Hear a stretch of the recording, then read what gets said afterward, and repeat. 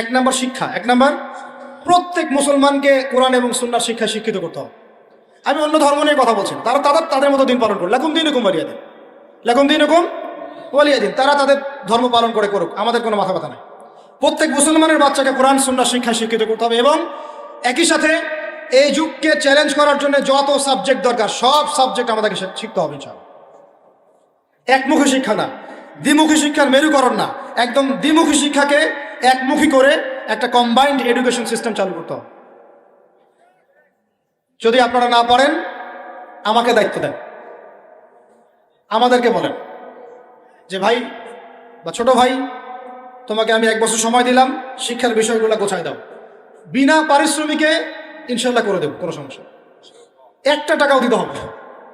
Just একটা chair table দেন, 100 জন আলেম দেন, 100 জন বুদ্ধিজীবী দেন, গড়ে দিব ইনশাআল্লাহ।